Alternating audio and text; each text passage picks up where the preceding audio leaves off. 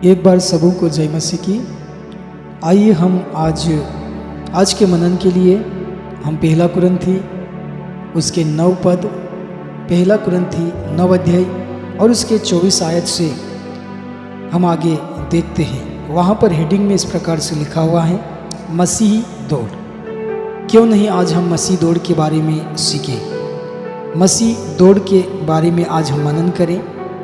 जितने भी प्रभु यीशु मसीह के अनुयायी हैं, हम एक मसीही दौड़ रहे हैं। जब से हम प्रभु यीशु मसीह के ऊपर हमने विश्वास किया है, तब से हम एक मसीह दौड़ में हैं। मैं आपके लिए वचन को पढ़ना चाहूँगा। क्या तुम नहीं जानते कि दौड़ में दौड़ते तो सभी हैं, परंतु इनाम एक ही ले जाता है। तुम वैसे ही दौड़ो कि जीतो। तो जितने भी प्रभु यीशु मसीह के ऊपर विश्वास करने वाले हर एक भाई बहन, सभी हम एक मसीह दौड़ में हैं। मसीह जीवन एक दौड़ के समान है। इसके अलावा दौड़ने की अंतिम रेखा सिद्ध या परिपक्व व्यक्ति बनना तथा मसीह के पूरे डिलडोल तक आगे बढ़ते रहना है। इफिसियों उसके 4 अध्याय 13 में अगर वहाँ पर हम पढ़ते हैं तो इस प्रकार से वहाँ पर लिखा हुआ है। मैं पढ़ना चाहूँगा आपके लिए। इफिसियों 4 का 13 में इस प्रकार से वहाँ पर लिखा हुआ है, जब तक कि हम सब के सब विश्वास और परमेश्वर के पुत्र की पहचान में एक न हो जाएं और एक सिद्ध मनुष्य न बन जाएं और मसीह के पूरे डिलडोल तक न बढ़ जाएं। अथवा दूसरे शब्दों में यह कहा जा सकता है कि पुत्र परमेश्वर के सदृश्य में बनना आखिरी रेखा है। रोमियो उसके 8 अध्याय उसके 29 में अगर हम पढ़ते हैं तो वहाँ पर इस प्रकार से लिखा हुआ है। मैं आपके लिए पढ़ना चाहूँगा। क्योंकि जिन्हें उसने पहले से जान लिया है, उन्हें पहले से ठहराया भी है कि उसके पुत्र के स्वरूप में हो, ताकि वह बहुत भाइयों में पहलौठा ठहरे। हमारे जीवन का सर्वोच्च उद्देश्य मसीह के समान बनना है। सभी सच्चे मसीह लोग विश्वास के द्वारा अंतिम रेखा तक पहुँचेंगे। इसका मतलब यह है कि वे सभी स्वर्ग पहुँचेंगे, जहाँ वे मसीह के समान होंगे या हो जाएंगे। पहला यूहन्ना उसका 3 अध्याय 2 में भी इस प्रकार से वहाँ पर लिखा हुआ है, हे प्रियो, अब हम परमेश्वर की संतान हैं और अभी तक यह प्रकट नहीं हुआ कि हम क्या कुछ होंगे। इतना जानते हैं कि जब वह प्रकट होगा तो हम उसके समान होंगे, क्योंकि उसको वैसा ही देखेंगे जैसा वह है। लेकिन पौलुस यहाँ कहता है कि अंतिम रेखा तक घूमते फिरते पहुँचने या चलने के बजाय जितना अधिक संभव हो सके उतना अधिक तेजी से दौड़ते हुए जाओ। हमें आलसी न बनना चाहिए। हम इस जीवन में अपने सारे प्राण और सारे सामर्थ्य के साथ मसीह के समान बनने के लिए इच्छुक रहना है। केवल स्वर्ग में ही नहीं, हम अधिक से अधिक तेजी से दौड़े और प्रथम स्थान के लिए पुरस्कार पाने का प्रयास करें। अगर देखते हैं इब्रानियों उसके 12 अध्याय उसके 1 पद में इस प्रकार से लिखा हुआ है, इस कारण जबकि गवाहों का ऐसा बड़ा बादल हमको घेरे हुए हैं, तो आओ हम एक रोकने वाली वस्तु और उलझाने वाले पाप को दूर करके वह दौड़ जिसमें हमें दौड़ना है, धीरज से दौड़े। मसीह के अनुयायी का जीवन एक दौड़ के समान है। दौड़ने में दौड़ने वाले सभी धावक अधिक से तेजी से दौड़ने का प्रयास करते हैं। दौड़ शुरू होने से पहले वह अपने अनावश्यक सभी वस्त्र उतार देते हैं। कोई व्यक्ति अच्छे वस्त्र और आभूषण पहनकर कभी नहीं दौड़ता है। अच्छे वस्त्र पहनना कोई गलत बात नहीं है, परंतु उन्हें पहनकर दौड़ना गलत है। ऐसे वस्त्र दौड़ने वाले व्यक्ति के लिए एक रुकावट का कारण बनते हैं। इसी रीति से हमारे मसीह जीवन में भी कई बातें ऐसी हैं जो अनुचित नहीं हैं, परंतु वे हमारी आत्मिक दौड़ में बाधा या रुकावट उत्पन्न करती है। हमें उन वस्तुओं को अपने आप से दूर या अलग कर देना चाहिए जो तेज़ी से दौड़ने में रुकावट पैदा करती हैं। ये बहुत सारी ऐसी भली वस्तुएं हमारे लिए हो सकती हैं, ये हमारे लिए रुकावट भी हो सकती हैं। इसीलिए हम सभी को अपने आप को परखना चाहिए कि हमारे जीवन में ऐसी कोई वस्तु है जो हमें दौड़ते समय हमें रोकती है। इस बातों को याद रखने की आवश्यकता है। जबकि दूसरी ओर हम पाते हैं कि पाप प्रत्येक व्यक्ति की गति को या धीमा कर सकता है। अगर हम दौड़ को पूर्ण या खत्म करना चाहते हैं तो हमें उस पाप को बाहर निकालकर दूर कर देना चाहिए जो हमें आसानी से जाल में फंसाता अथवा कठिनाइयों में डालता है। हमें प्रत्येक पाप को, चाहे वह कितना भी छोटा क्यों न हो, दूर कर देना चाहिए। अगर छोटे पाप को दूर नहीं किया जाता है तो वह बड़ा होकर हमें शीघ्र ही अपने जाल में फंसा लेता है। दूसरे दृष्टिकोण से देखने पर हमारी मसीह जीवन में एक दौड़ से भिन्न है। दौड़ने में केवल एक धावक जीतता है और पहला पुरस्कार प्राप्त करता है, लेकिन हमारी मसीह जीवन की दौड़ में दौड़ पूरी खत्म करने वाला प्रत्येक व्यक्ति एक समान पुरस्कार या अनंत जीवन प्राप्त करता है। इसके बावजूद यद्यपि यह सच है तो भी हमें इस प्रकार दौड़ना चाहिए जैसे कि केवल एक व्यक्ति जीतेगा। अगर हम इस प्रकार दौड़ते हैं तो हम अवश्य ही तेजी से दौड़ेंगे। हम यीशु मसीह के खातिर उत्तम दौड़ने के लिए प्रतिनिश्चित होंगे। आगे हम देखते हैं 25वां वचन, पहला कुरिन्थी 9:25 में आपके लिए पढ़ना चाहूँगा। हर एक पहलवान सब प्रकार का संयम करता है। वे तो एक मुरझाने वाले मुकुट को पाने के लिए यह सब कुछ करते हैं, परंतु हम तो उस मुकुट के लिए करते हैं जो मुरझाने का नहीं। यहाँ पर हम देखते हैं कि मसीह लोग उन लोगों के समान हैं जो कुश्ती लड़ने के लिए प्रशिक्षण लेते हैं। पहलवान लोग कुश्ती लड़ने के लिए प्रशिक्षित होने के लिए अन्य सभी बातों से अपना ध्यान हटा लेते हैं।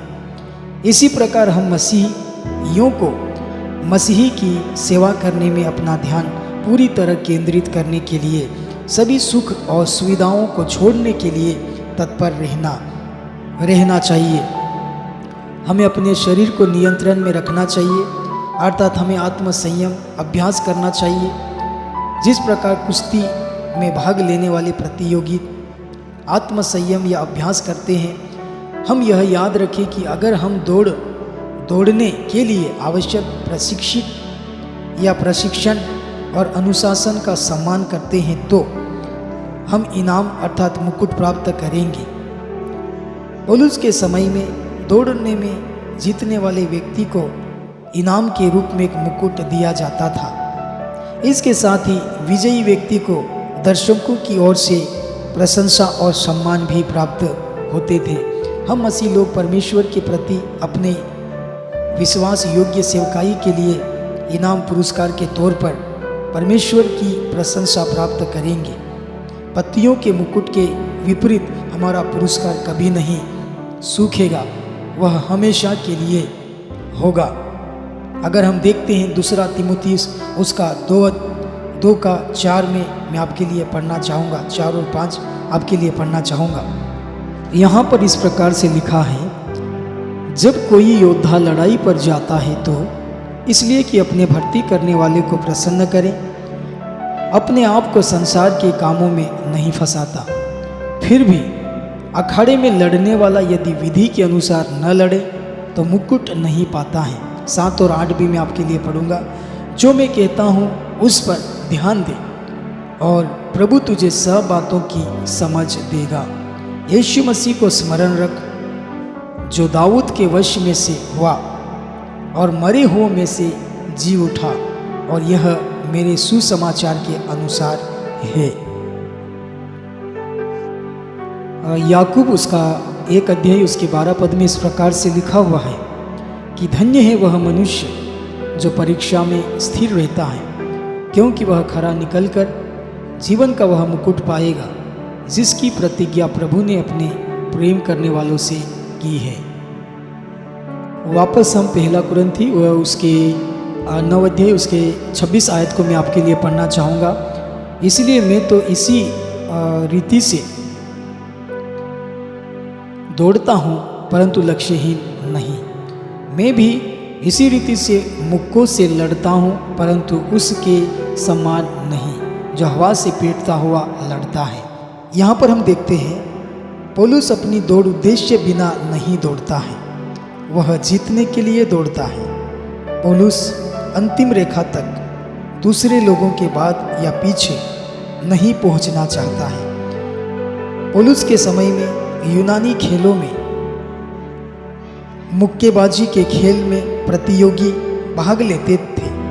पौलुस यहाँ पर एक मुक्केबाज का उदाहरण प्रस्तुत करता है।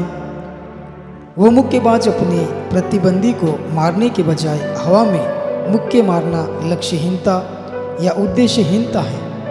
वह अपने प्रतिद्वंदी को इसी रीति से कभी पराजित नहीं कर सकता है।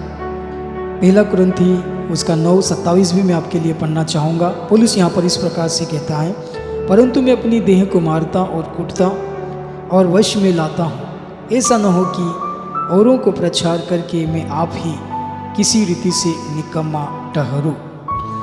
पौलुस यहाँ कहता है कि मैं अपने शरीर को मारता हूँ। इसका मतलब यह है कि पौलुस खुद को दौड़ के लिए उत्साहपूर्वक प्रशिक्षित करता है, वह अभ्यास करता है, वह लगातार काम करता है, वह कई तंबू बनाता है, वह प्रचार करता और शिक्षा देता है, वह एक कलीसिया से दूसरी कलीसिया में जाता है, वह पत्र लिखता है, वह किसी न किसी तरह हमेशा परमेश्वर के लिए काम करता रहता है। अगर हम पहला थिस्सलुनीयों और उसके 2 और 9 में अगर हम वहाँ पर पढ़ते हैं तो इस प्रकार से वहाँ पर लिखा हुआ मिल सकता है।